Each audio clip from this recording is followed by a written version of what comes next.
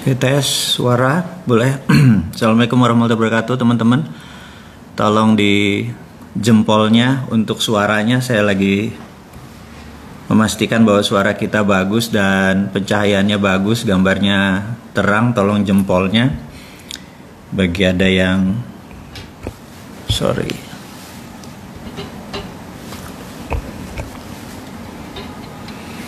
Oke, kita sebentar lagi akan on air.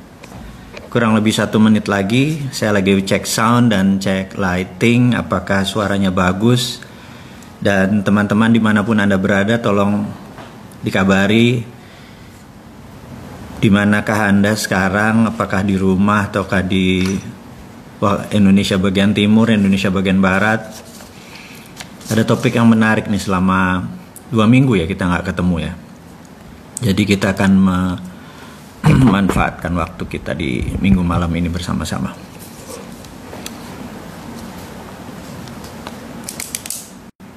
Oke, saya akan mencatat beberapa informasi yang akan saya share. Sebelumnya saya minta teman-teman memastikan suara saya bagus atau gambar saya kurang terang dan lain sebagainya. Saya akan set dulu untuk sound, terutama pencahayaan. Kalau bagus kita akan mulai sebentar lagi.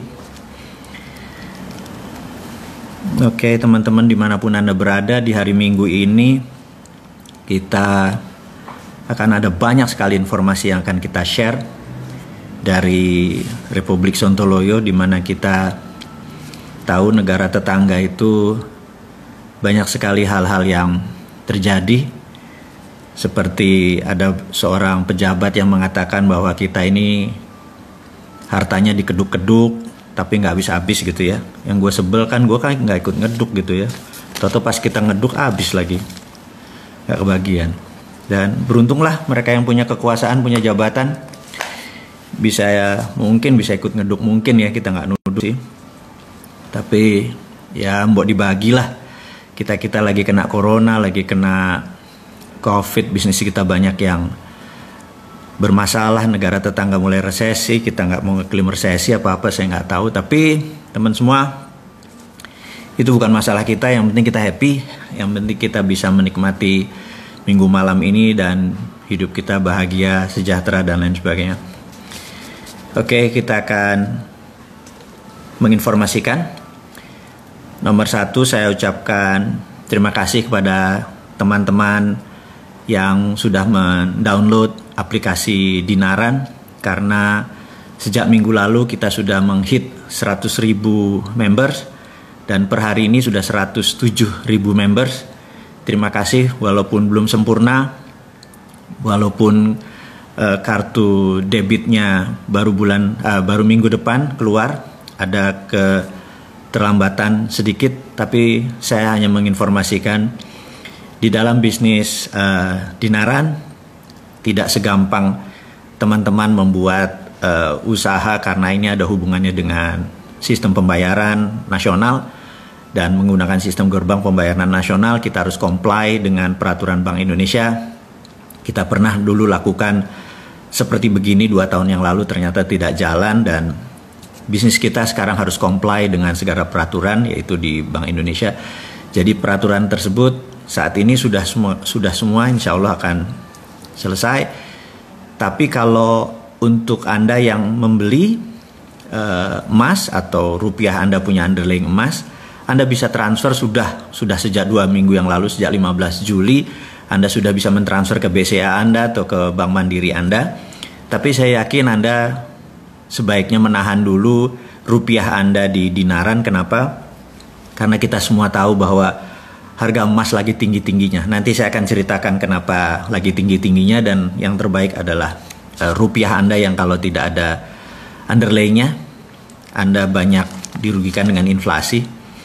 Dan jika Anda ada underlay-nya, yaitu terutama dengan emas, insya Allah lebih aman lah dari inflasi rupiah kita. Dan sekali lagi kita akan terangkan nanti kenapa emas akan naik dan apa yang harus kita lakukan. Dan rupiah Anda berunderlying emas, jadi Anda bukan beli emas ya. Sekali lagi, dengan Dinaran Anda bukan beli emas, tapi dalam peraturannya secara jual beli statusnya adalah beli emas. Tetapi untuk sederhananya, rupiah Anda sekarang punya underlying emas. Sekarang rupiah Anda di ATM Anda, di BCA Anda atau di Mandiri Anda, ya rupiah. Kalau ada 10 juta ya 10 juta rupiah Anda. Tapi kalau 10 jutanya di dinaran, ada underlying emas, sehingga kalau value emasnya naik, Anda ikut naik. Kalau turun ya tentunya turun. Tapi sekali lagi, kita tahu ke depan harga emas bagaimana, kita akan ceritakan. Kemudian saya mungkin lebih dulu mengucapkan selamat ulang tahun kepada Santara yang kedua. Ulang tahunnya sih besok sebenarnya. Dan rencananya kita akan ada sekian puluh jam on air.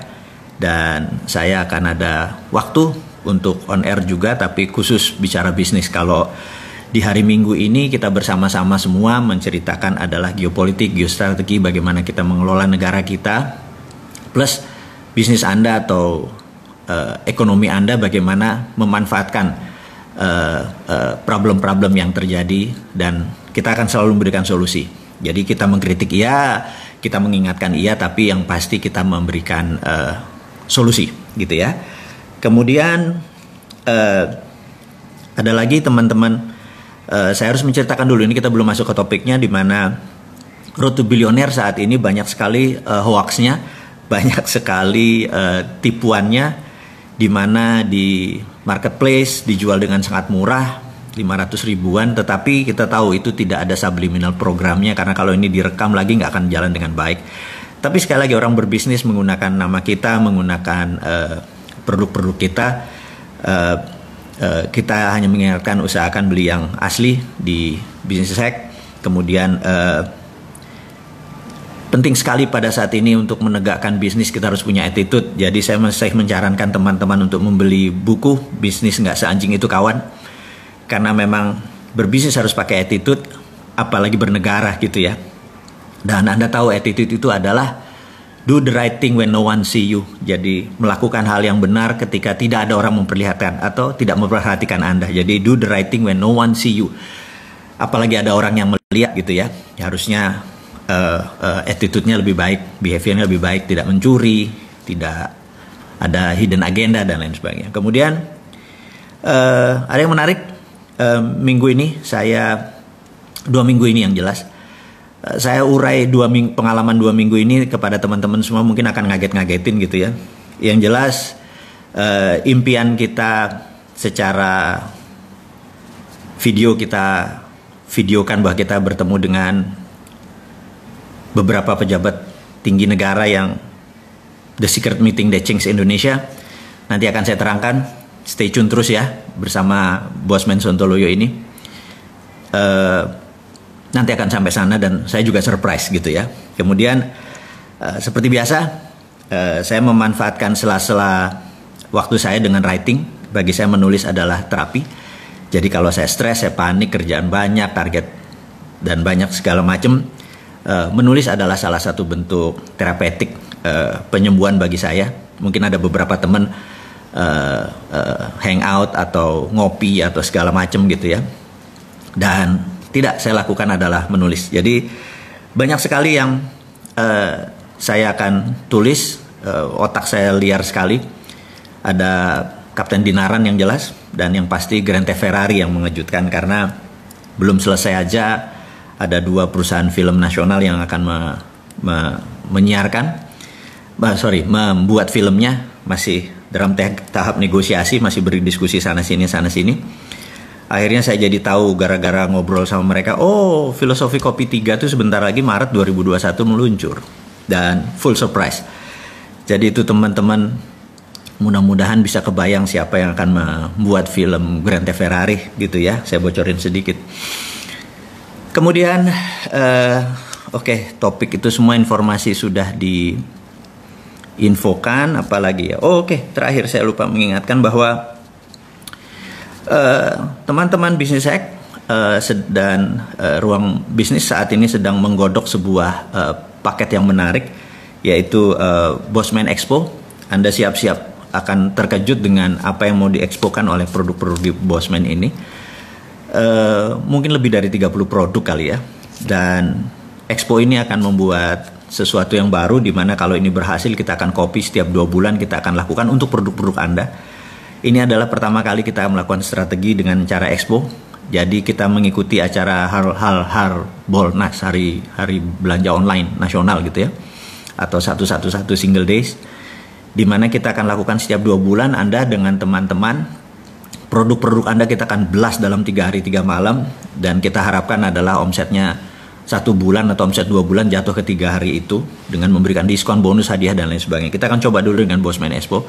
Kita selalu menggunakan trial error gitu ya, dan ini berharap bisnis kita nanti untuk membantu teman-teman UKM yang pada saat ini mungkin ada masalah kendala dengan pengiklanan, masalah kendala dengan produksi dan lain sebagainya, terutama masalah penjualan, dan kita akan bantu dengan strategi kita akan lakukan dengan Bosman Expo dulu, kemudian kita akan melakukan expo yang lain, dan kita sudah tahu itu mengenai digital dan online gitu ya. Jadi kalau dulu kita mengadakan event expo adalah menggunakan gedung yang gede, sewa dan lain sebagainya yang mahal, kemudian pakai iklan yang besar di media-media mainstream, kemudian orang datang berjuta-juta, kemudian produk Anda kita akan melakukan itu dengan online, jadi menghemat segalanya dengan harga bisa murah, bisa kompetitif, sehingga Anda bisa mendapatkan win-win benefit. Kemudian sekali lagi produk Anda akan kita lakukan juga hal yang sama. Baik teman-teman, kita akan mulai acara kita. Acara kita temanya adalah The Time is Now, judulnya ya. Oke, Assalamualaikum warahmatullahi wabarakatuh. Dimanapun Anda berada, kita akan mulai acara kita. Judulnya The Time is Now, waktunya itu sekarang. Saya tidak pernah melihat waktu sebaik hari ini, sebaik momen ini, dan itulah yang membuat saya gregetan kepada pemerintah yang saat ini. Sehingga kalau Anda sahabat semua dengar video kita atau menonton atau lihat kutipan tulisan dan sebagainya, saya tuh kayaknya orang gregetan sama sekali. Itu tidak lain tidak bukan karena momen ini tidak akan kembali seketika, atau tidak akan kembali lagi. Dalam bisnis ada 4 hal yang paling penting. Nomor 1 adalah masalah funding, kira-kira 10%, masalah bisnis model 18%, kemudian masalah SDM, Anda harus punya SDM yang bagus, manajemen yang bagus, motivasional itu sekitar 28%. Tapi sisanya adalah momentum. Tanpa momentum, tanpa timing yang tepat, bisnis Anda nggak jalan bagus, negara Anda pun tidak jalan bagus gitu ya. Kapan masuk pit stop kalau Anda di Formula One? Kapan Anda ganti fresh leg kalau Anda main bola ya? Waktunya 45 menit. Saya sangat mengidolakan seorang coach yang namanya Alex Ferguson. Dia di menit 60 sampai 70 adalah menit di mana dia mengganti fresh leg atau kaki yang segar yang baru. Dan ketika dia masukkan 1 atau 2 orang, itu game changing. Walaupun cuma 20 menit terakhir, itu bisa merubah skor gitu ya. Nah, melakukan penggantian dengan timing yang tepat, dengan orang yang tepat, itu adalah seorang manajer yang luar biasa. Nah, di negara kita ini sudah waktunya udah 60 menit. Menurut saya masanya kita ganti fresh leg, ganti strategi. Kalau dulu formasinya 4-3-2-1 kayak Christmas tree, kayak pohon Natal, yaitu yang di depan namanya infrastruktur. Itulah pemerintah kita waktu itu. Jadi 4-3-2-1, yang di depan adalah infrastruktur. Tapi sekarang ada COVID, sekarang ada deglobalisasi, sekarang ada trade war yang semakin meruncing. Formasi 4-3-2-1 nggak akan jalan. Jadi saya cuma mengingatkan, the best defense is good offense. Saya selalu mengingatkan, pertahanan yang terbaik adalah menyerang. Jadi formasinya harus 4-2-4, 4-3-3, taruh 4 striker di depan, baru kita menjadi top scorer gitu ya. Dan saya nggak lihat saat ini kita melakukan formasi 4-2-4 atau formasi menyerang. Saya masih melihat kita malah full defense. Kita menguatkan sektor keuangan, kiper kita dibuat yang kuat, back kita dibuat yang kuat, penyerangnya nggak tahu siapa sekarang yang menyerang. Jadi skornya nggak mungkin pernah tinggi. Mungkin kita nggak kebobolan gitu ya, yaitu inflasi kita rendah, trading kita mungkin biasa-biasa aja, tapi kita nggak akan pernah jadi champion gitu ya. Nah, saya sangat mengharapkan Indonesia itu menjadi champion. Waktunya kapan? Waktunya itu sekarang. Ini yang akan kita mau urai. Jadi termasuk nanti menyambar harga emas ya. Jadi gini, kita tahu negara ini terjadi perang, kita tahu, dan saya berkali-kali bilang sekarang adalah the world in economic warfare, atau dalam ekonomi dunia saat ini dalam keadaan perang. Jadi strateginya pun harus dirubah. Bahkan Anda sebagai UKM, Anda sebagai pengusaha, Anda sebagai profesional, Anda harus rubah semuanya demi memenangkan perang, atau survival of the company, atau survival of the nation, atau survival of your family, gitu ya. Mulai dari sana. Nah, kita mulai dulu sekali lagi. Saya akan ulangi dengan how the world work, bagaimana cara dunia bekerja. Tanpa Anda memahami cara dunia bekerja, Anda tidak paham apa ini yang terjadi. Jadi kita tahu di tahun 45 ada namanya global theaters, atau apa global theaters itu? Ya kayak tontonan global gitu ya. Kita tahu Amerika dari dulu berambisi menjadi number one country who rule the world, gitu ya. Ini harus saya ulang-ulang terus. Si ontohot, si kampret Amerika itu adalah negara yang dari dulu ingin menjadi negara yang control the world. Jadi mulainya dari 1900. Saya ulangi lagi ceritanya, Anda bosan-bosan tetapi Anda akan paham maksud saya, sehingga tahu nanti apa yang harus dilakukan dengan bisnis kita. Bayangin, sesuatu yang besar nanti bawa ke bisnis kita. Bahwa waktu 1900, dunia dalam keadaan sangat genting waktu itu, semua negara hampir dalam kondisi perang. Inggris adalah negara yang disebut the sun always shine. Jadi saking besarnya wilayah jajahan dia, kolonialisasi, kolon itu usus ya, dan menghasilkan shit gitu ya. Jadi kenapa disebut kolonialisasi, jadi ngerti kan? Oke, kita lanjut nanti. Jadi Inggris tuh besar tapi semua di-challenge, semua negara men-challenge dia, Belgia, Portugis, Spanyol, Perancis dan lain sebagainya. Sehingga Inggris merasa perlu ally. Dan di 1904 delegasi Inggris datang ke Amerika untuk mengajak Amerika sebagai negara yang belum tidak dijajah dan tidak menjajah. Negara Amerika dikenal waktu itu dengan penghasil sumber energi. Jadi kita tahu John Paul Getty, Rockefeller adalah mereka-mereka yang menghasilkan dari crude oil dibuat menjadi kerosin atau minyak bakar. Dia tahu ini yang kontrol. Kemudian setelah Tesla menciptakan listrik, kemudian siapa lagi yang listrik diciptakan, mereka memerlukan gasolin untuk juga bahan bakar Ford untuk mobil dan lain sebagainya. Terus diubahlah dari kerosin menjadi gasolin atau bahan bakar minyak untuk kendaraan dan lampu dan lain sebagainya, untuk genset dan lain sebagainya. Amerika so powerful, bahkan ketika diajak delegasi Inggris untuk mengajak Amerika menjadi junior ally, dibawalah Amerika ke Eropa. Ini dosa pertama, kegoblokan pertama bangsa Inggris, memperkenalkan Amerika pada sisi lain dunia. Jadi Amerika melihat, oh Eropa tuh begini gitu ya, teknologinya begini. Begitu mereka balik, mereka rapat, Amerika rapat besar. Mereka bilang, ternyata Eropa teknologinya ketinggalan 50 tahun dari Amerika. Anda tahu ya, sahabat semua. Kalau Anda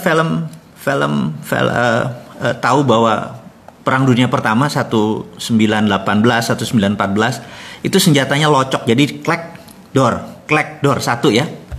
Tapi Amerika sudah revolver, begitu nembak dek itunya muter sendiri, revolvernya muter sendiri. Jadi saya ingetin lagi bahwa kembaran saya itu film Last Samurai, si Tom Cruise, waktu dia bertempur terakhir dengan para samurai, itu Amerika sudah pakai tembakan yang dedet gitu ya. Dan itu sudah otomatis. Jadi teknologi Amerika sudah 50 tahun lebih advance daripada teknologi Eropa.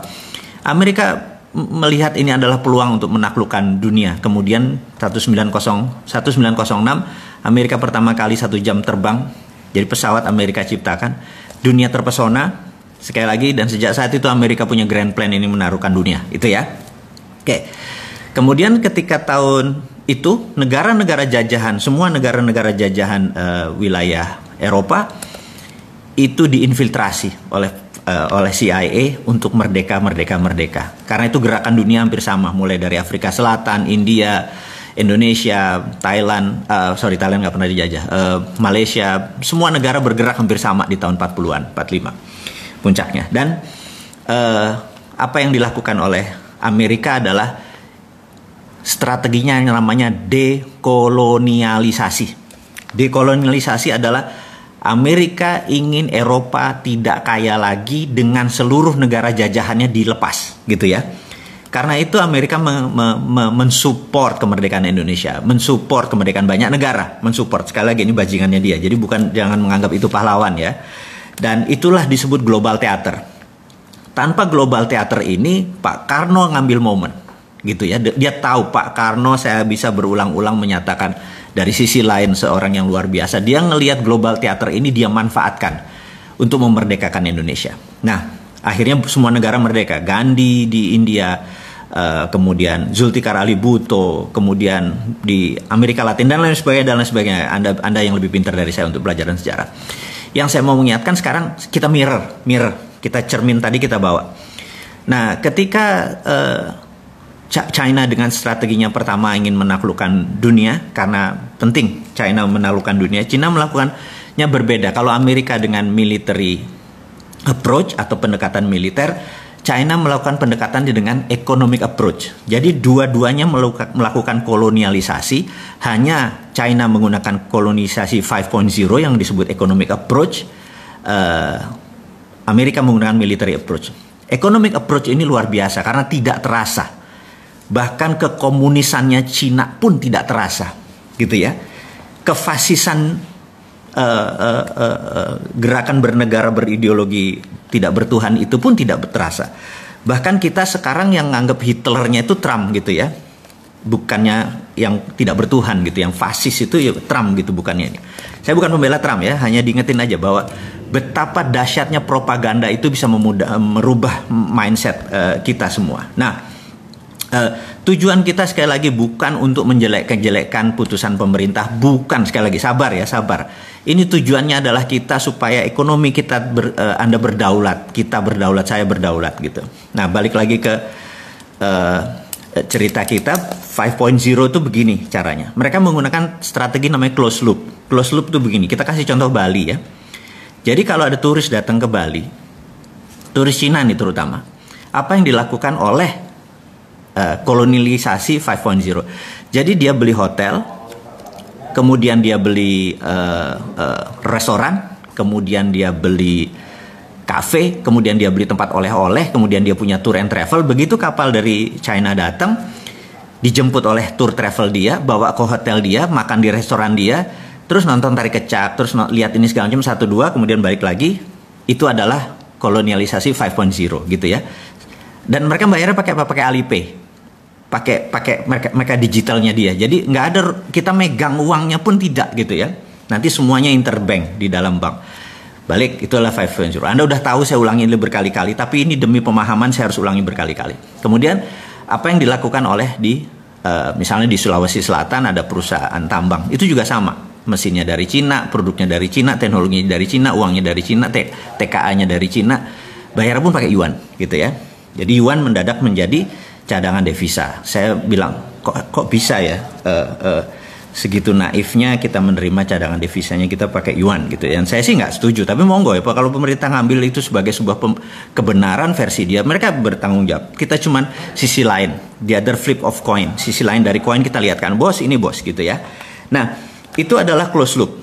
Tujuan mereka adalah mereka itu lahannya terbatas, produksinya terbatas. Berapa ton mereka sehari perlu telur, berapa ton mereka sehari perlu pangan, berapa ton mereka perlu sumber daya alam mereka untuk membuat pabrik-pabrik mereka berjalan. Mereka memerlukan kuasi teritori atau perluasan teritori gitu ya, kuasi teritori. Dan kita tahu bahwa kalau how the world work adalah cara dunia bekerja adalah Eropa adalah negara produsen, Amerika adalah negara produsen, kemudian sumber bahan bakunya dari Afrika untuk Eropa, sumber bahan baku Amerika Latin untuk Amerika Utara, dan Asia kebanyakan adalah market. Jadi begitu China jadi produsen, maka China harus punya sumber bahan baku. Jadi Asia Tenggara adalah targetnya China. Jadi yang tadinya, dan ingat, beda market. Kalau negara itu dijadikan market, negara tersebut nggak boleh miskin, nggak boleh kaya. Jadi di trap antara 3.500 sampai 5.000. Tapi kalau negara bahan baku itu harus miskin. Seperti Afrika harus miskin, Amerika Latin harus miskin, penuh dengan hutang. Amerika Latin penuh dengan hutang. Dan jadi mengapa kita di trap? Karena kita negara penghasil untuk negara produsen. Kita nggak boleh jadi negara produsen. Ini kurang ajar. Ini namanya 5.0. Nanti saya ceritain bagaimana kurang ajarnya on to hot Amerika gitu ya. sabar. Jadi balik lagi kita ke penyeimbang sekarang, penyeimbang. Apa yang Amerika lakukan? Amerika sama bangsatnya gitu. Jadi bayangin dia saat ini negaranya sejak tahun 71 memprinting dolar tanpa underlying emas gitu ya. Nah, yang terjadi adalah nilainya. Jadi apa underlyingnya? Underlyingnya adalah hutang. Nanti saya kasih berapa hutang dunia yang menjadi underlying IMF to print money-nya dolar. Kurang ajar nggak? Saya ulangi lagi ya.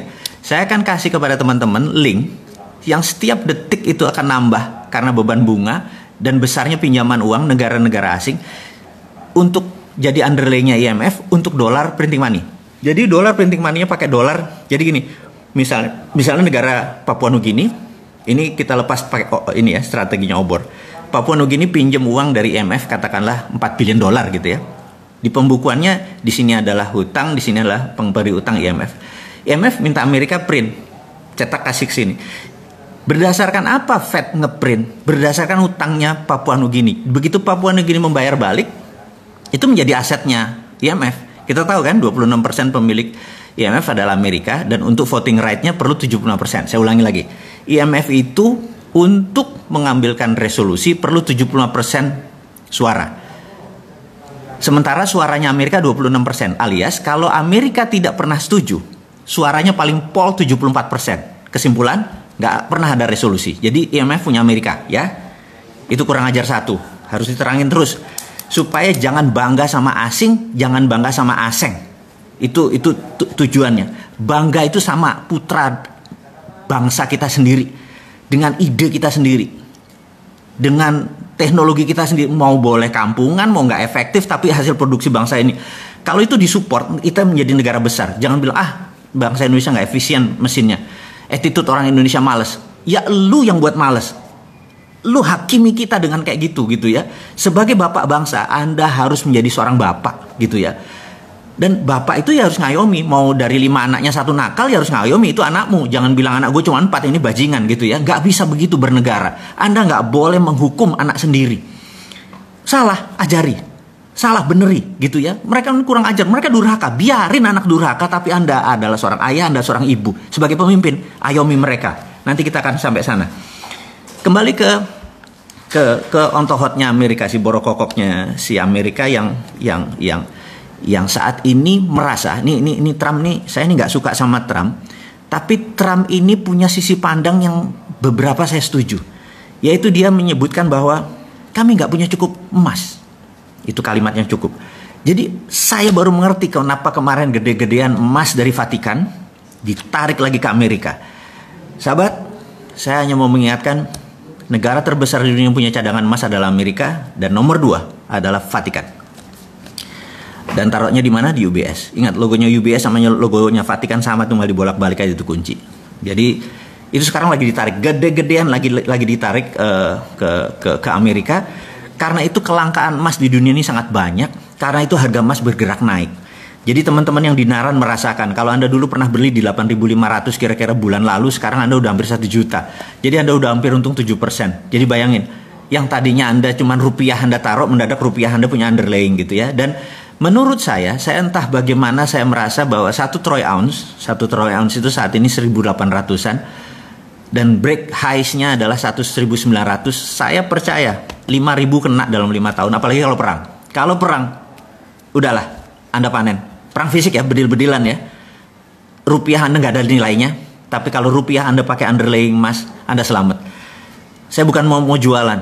Karena di Naran hadir memang rasa concern-nya kita ini, teman-teman ini ingin menyelamatkan portfolio rupiah Anda. Agar tetap liquid, Anda bisa transaksi setiap hari. Anda masukkan uang tersebut, Anda bisa belanja dengan, lagi perlu uang, pindahin ke BCA, pindah uang, pindahin ke OVO, itu semua bisa gitu ya. Jadi, oke, kita lanjutin lagi bahwa harga emas akan naik. Ya nggak naik tuh nggak langsung, besok naik gitu ya, nggak begitu. Naik itu ada trennya, trend is our friend, ada turun-turun sedikit gitu ya. Begitu harga rendah sedikit, Anda langsung beli, Anda simpan aja. Dan portfolio Anda bisa keluar setiap. Anda bisa nolkan kok di rekening Anda. Kalau Anda punya 20 juta, Anda mau transaksi, Anda perlu beli DP motor atau beli DP mobil, bayarin aja semua, nggak masalah. Tapi In the meantime, pada saat ini rupiah Anda tercover gitu ya. Ini adalah terobosan saudaraku, sahabatku semua dimanapun Anda berada. Dinaran is the only one debit card berbasis backed by gold di dunia. Dan saya ucapkan terima kasih kepada Bank Indonesia dan Bang Arta Graha yang mensupport kita semua sebagai kustodian, di mana emasnya ada di sana, di mana semua banking sistemnya semua ada di sana, karena bisa menerima sebuah financial revolution yang kita lakukan, bukan sekedar wacana harus begini, tapi Dinaran itu hadir untuk sahabat semua, untuk Indonesia gitu ya. Oke, karena apa? Karena harga emas akan naik, apalagi kalau dibalikin lagi, Amerika akan memutuskan bahwa percetakan dolar akan menggunakan underlying emas, dan itu mungkin dilakukan. Jadi sekali lagi saya akan mengurai dengan rinci mengapa hal itu terjadi di harga emas. Sekarang saya mau ngecek dulu ini jam berapa. Oke, sahabat semua, kita akan masuk ke global theater tadi. Jadi saat ini ada 70 negara terikat dengan obor, one belt, one road. Semua di belt diikat dengan satu, roadnya ke Beijing semua. Jadi cara dia memprinting yuan adalah berbasis project di negara orang. Saya ulangi lagi ya, IMF memprinting money dolarnya menggunakan project di negara lain, dan itu sekarang ditiru oleh obor, one belt one road-nya dia. Jadi negara-negara 70 negara, ada Pakistan, ada Sri Lanka, Papua Nugini, mungkin 60% portfolionya diambil oleh obor tadi. Jadi dia ngeprint yuan berbasis project di negara lain gitu ya. Nah, apa yang Amerika lakukan adalah Amerika mau melakukan deoborisasi. Jadi dia mau cara membuat miskinnya proyek obor itu adalah deoborisasi. Jadi kalau Trump menang, menurut saya Cina lewat gitu. Tapi Trump ini compang-camping sekarang karena globalis cabal, si kaum Bilderberg sangat benci sama Amerika. Karena globalis cabal itu sudah kawin sama Partai Komunis Cina, sehingga seluruh proyek globalis semua ada di Cina. Jadi sekali lagi, ini menarik nih. Cina pasang badan sebagai underlying, sebagai pondasi dari seluruh globalis cabal. Cina bermain karena globalis senang sama negara otoriter. Gitu, dia nggak senang sama negara demokrasi. Otoriter kan one man, suara pemimpin langsung diikuti suara rakyat nggak mau disikat rakyatnya gitu ya. Dan itu anti demokrasi gitu. Nah, globalis cabal ini anti kemanusiaan, mereka mendukung aborsi, mereka mendukung LGBT gitu ya. Sementara itu bukan portfolionya Bosman. Portfolionya Bosman adalah kita mendukung life, kita anti aborsi, orang aborsi kita nggak boleh, kita nggak mendukung LGBT dan lain sebagainya. Dan ini mau clear, saya mau katakan. Jadi sekali lagi, Indonesia harusnya bagaimana gitu ya. Saran saya, Indonesia adalah tidak ke Amerika, tidak ke Cina, tapi bukan netral. Sekali lagi, ini harus diingat deh. Netral itu artinya nggak ada posisi. Nah, kita harus ambil posisi. Jadi saya berharap Indonesia ke depan memanfaatkan konflik kisruh ini. Saya udah pernah cerita tentang choke point. Sekarang kita nggak bicara itu. Kita ada lagi untuk menyelesaikan masalah itu adalah, nah ini. Jadi sahabat semua, kira-kira 2 minggu yang lalu saya membuat video yang ternyata sangat menggemparkan, karena video itu adalah The Secret Meeting That Changed Indonesia, di mana saya terinspirasi dengan peristiwa tahun 89, di mana ada The Secret Meeting That Changed China, di mana China merubah center of gravitatis atau pusatnya dari menjadi independen, menjadi tidak bergantung pada IMF. Dia punya ukuran sendiri, dia punya hukum dagang sendiri, dia punya meteran sendiri, dia yang dia lakukan dan membuat China sebesar sekarang. Dan itu sebenarnya saya sangat terinspirasi dengan China, bahwa Indonesia waktunya sekarang. Kenapa waktunya sekarang? Saya mau terangin. Nomor 1, 2 negara lagi perang, dan ini adalah perang benar-benar pasti terjadi.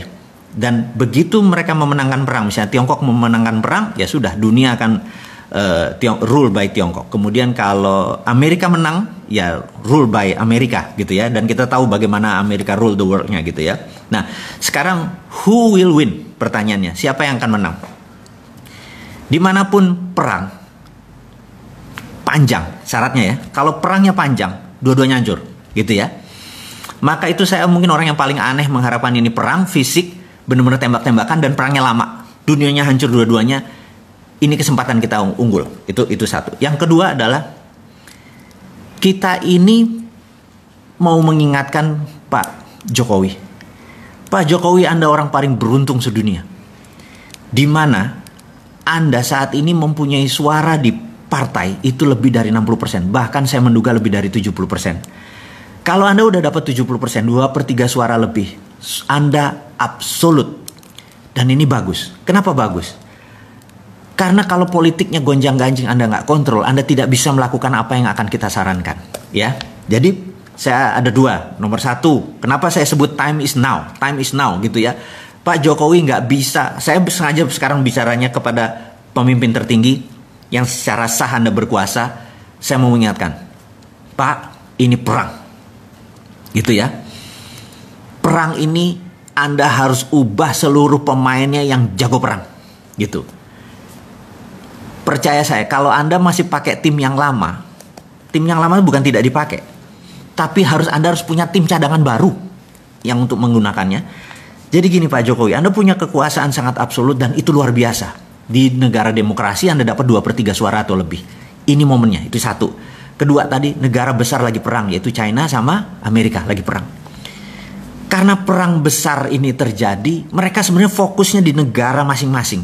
Mereka nggak fokus sama Indonesia. Ditambah lagi. China sekarang ada hujan yang hampir 30 hari. Begitu salah satu dam besar jebol, China dipukul dari dalam. Dan Amerika ada COVID di dalam negerinya. Gitu ya. Jadi dalam negeri masing-masing bermasalah nih. Gitu. Kemudian luar negerinya mereka perang.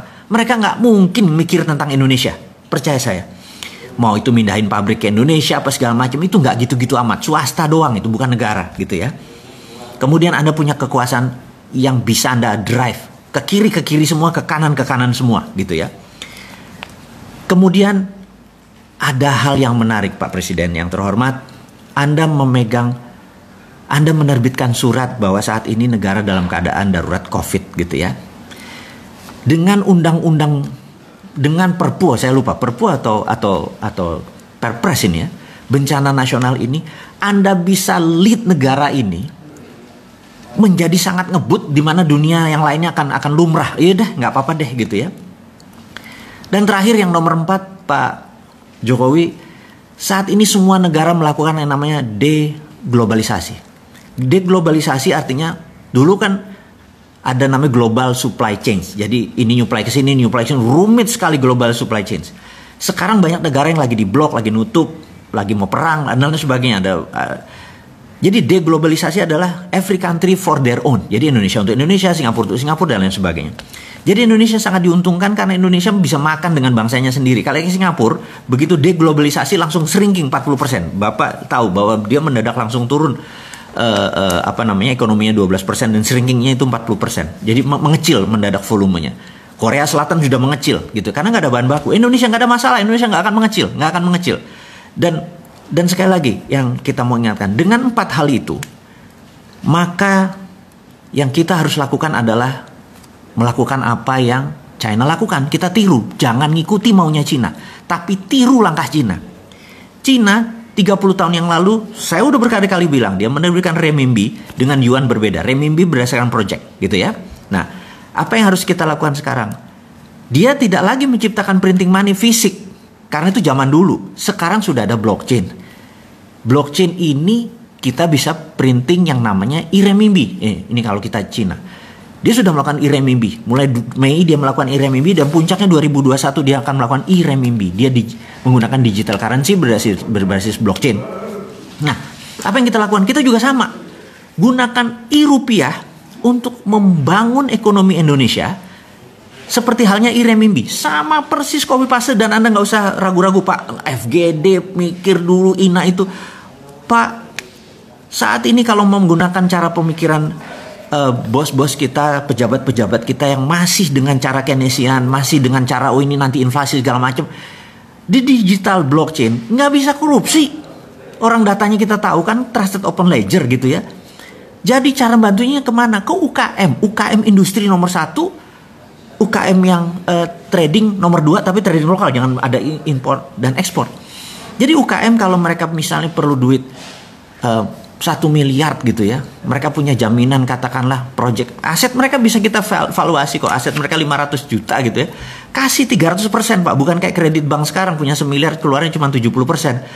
Punya 1 miliar keluarin 3 kali lipat. I-renminbi, sorry ini kebanyakan Cina otak gua. I-rupiah tadi adalah Anda cuma digital, nggak perlu ngeprint, nggak usah ngabisin kertas, langsung pindah. Dan infrastrukturnya udah ada, sudah ada OVO, sudah ada GoPay, sudah ada Dinaran. Anda udah ada pakai Dinaran, tinggal distribusi aja, tinggal mau 3 miliar tadi untuk sektor produksi. Pokoknya 5 tahun mereka nyicil setiap bulan berapa, balik. Saya yakin Pak, kalau Bapak lakukan itu, ekonomi Indonesia, terutama industri Indonesia akan the best in the world. Pada saat mereka perang ini Pak, kita nyolong di tikungan. Jadi 2024 kita bisa number 1 country, bukan number 4 atau PricewaterhouseCoopers pernah bilang kita akan Big 5. Enggak Pak. Amerika kalau perlu kasih saya untuk operasi intelijen Pak, saya bikin Amerika sama Cina malah perang Pak. Kasih gue 1 pesawat kapal induk kapal perang, saya tembak 1 nuklir ke Cina, nanti Cina bilang tuh Amerika tuh ya udah biar tembak-tembakan, udah kita yang masuk duluan. Kalau perlu gue jadi bajingannya Pak. Jadiin gue persona non grata Pak, orang yang tidak disukai dunia Pak. Kasih saya untuk izin untuk operasi intelijen, saya masuk, saya tembak itu 1 rudal ke Cina, terus nanti tembak-tembakan, mereka perang Pak. Mereka perang, kita manfaatin untuk membangun ekonomi. Saya dibenci dunia nggak apa-apa Pak, tapi dicintai tanah air nggak apa-apa Pak. Jadi agak gila sedikit lah Pak. Dan usul-usul ini mudah-mudahan membuat sisi lain bernegara, sehingga ekonomi kita maju bareng. Jadi dulu Pak, di tahun 45 ini saya ngomong sengaja kepada pemimpin dan pejabat negara lainnya. Bapak Ibu, mungkin ada yang Ibu. Di tahun 45 kita merdeka karena Kamen Soro. Menderita bersama, gitu ya. Sekarang ini ada yang seneng, ada yang susah. Jadi sekarang kita nggak kompak. Jadi cara untuk membuat bangsa kita ini kompak satu Pak. Cepet-cepet buat common happiness Pak. Cepet-cepet buat seneng bareng. Jangan susah bareng Pak. Kita udah capek tahun 45 aja kita susahnya. Kalau sekarang ke depan kita harus buat common happiness. Kita mau seneng bareng Pak. Cara senengnya bareng gimana? Pegang masing-masing duit untuk sektor produksi Pak. Begitu UKM sektor produksinya dibangun Pak, 97% angkatan kerja itu adalah di tangan UKM Pak. Gak usah mikirin perusahaan yang gede-gede itu yang bilion-bilion dolar pakai ngutang asing lagi. UKM aja Pak dengan rupiah. Selesai masalahnya. Saya yakin Bapak dan pejabat semua yang saat ini menjabat nggak ribet ke otaknya. Nggak usah bawa seorang Sontoloyo ini ke istana atau ke menjabat Pak.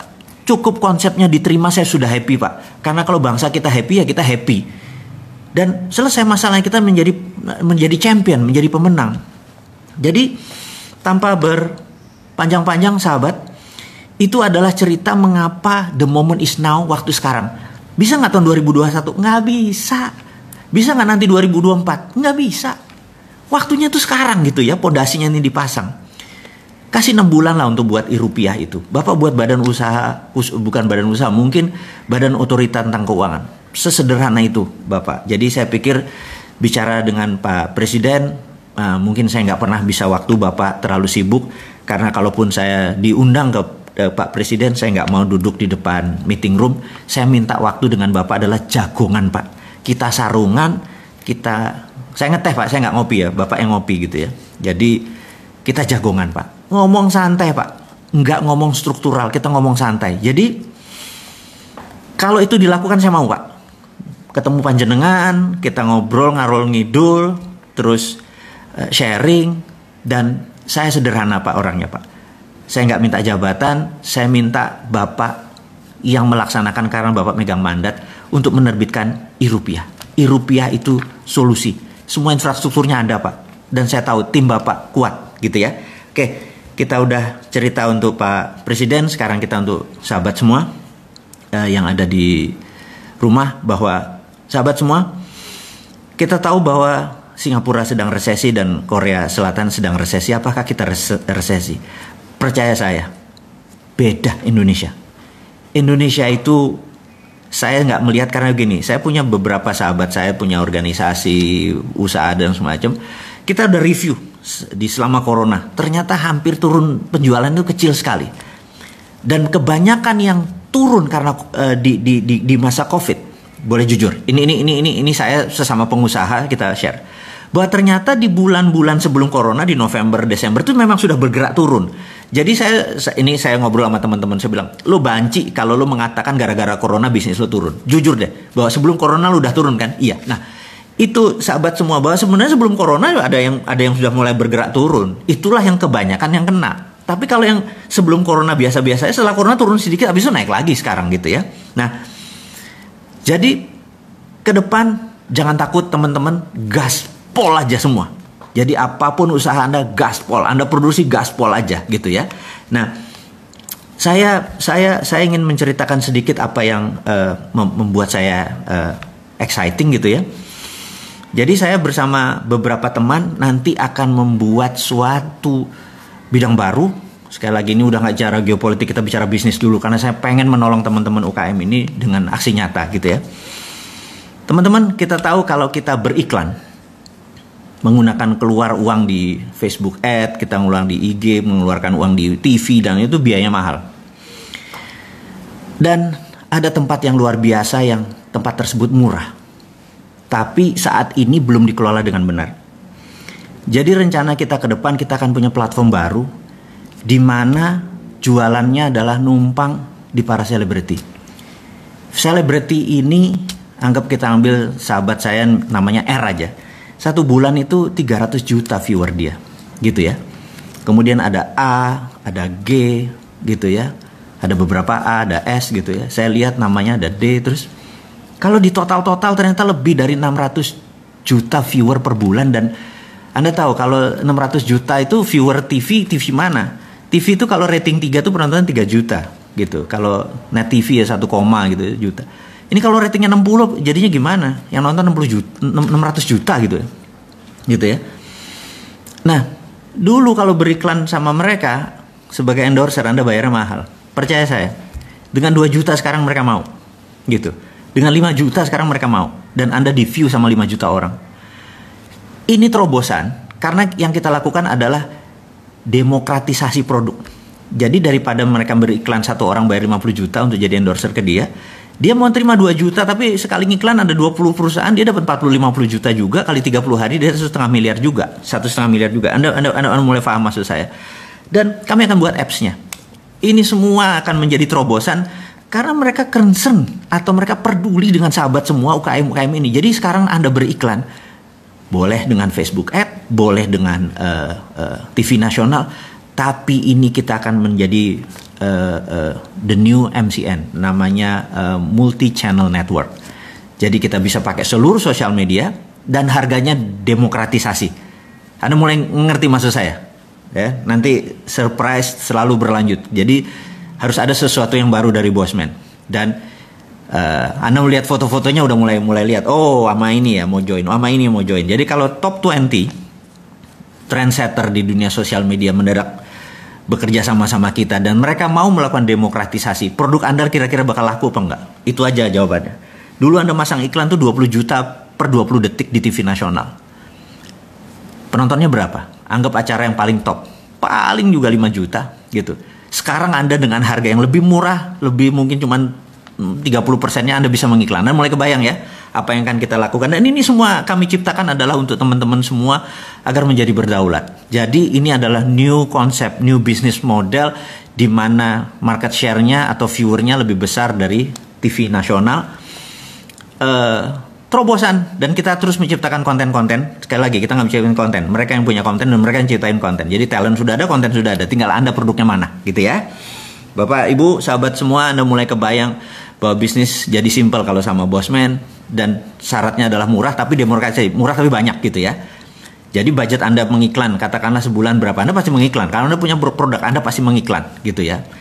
Dan kalau iklannya misalnya dulu Anda keluarkan 10 untuk mendapatkan 30, sekarang kalau iklannya diturunkan jadi separuh tapi itunya naik 2 kali lipat, Anda mau nggak gitu? Dengan apa? Platformnya ini yang kita gunakan adalah bergabung dengan teman-teman yang merupakan konten terbaik. Jadi mudah-mudahan kebayang apa yang akan kita lakukan, dan itu semua nanti kita akan bicarakan pada saat Bosman Expo. Ini ada surprise buat Anda semua. Dan berikutnya yang akan kita bicarakan adalah saya akan menantang teman-teman untuk membuat TV channel baru atau YouTube channel baru. Dan kita akan saya akan minta konten-konten Anda, saya akan menantang konten Anda untuk mengisi. Saya cuma ngasih pengandaian gini. Kalau kita punya 50 channel nih, kalau kita bersama-sama, ini ada berapa orang nih sahabat kita sekarang? 12.000. Yuk kita buat channel bareng-bareng ya. Kalau kita punya 50 channel di YouTube, dan kita ngambil dari AdSense saja, ngambil dari iklannya aja. 50 channel, di mana satu hari viewernya 100.000 aja. Gitu ya.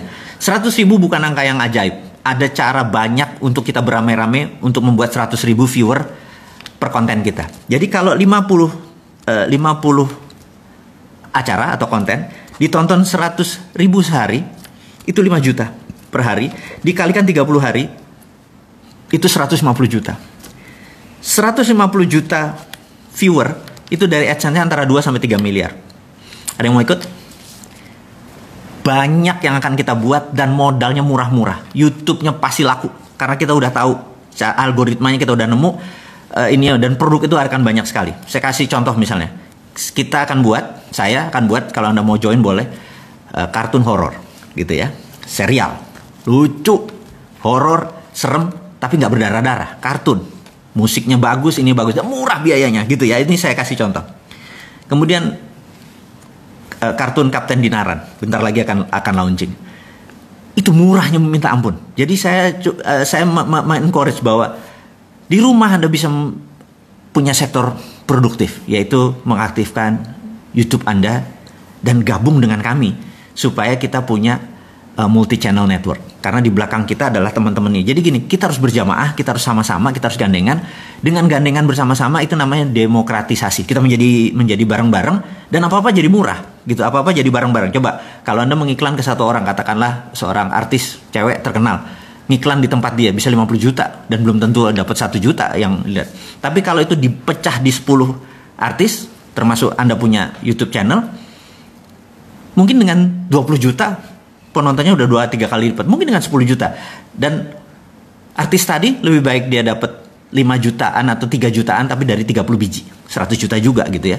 Kali 30 ya dia 3 miliar juga, happy juga gitu ya. Teman-teman, dan ini akan menjadi, Anda juga nanti akan bisa. Anda, produk Anda atau konten Anda juga akan kita lewatin. Jadi kita tahu saat ini dunia iklan ada 120 triliun a year anggarannya. Kalau kita dapat berapa? 10%? 10 triliun? Mau berbagi? Gitu ya. Caranya gimana? Kita harus membuat yang namanya multi content network.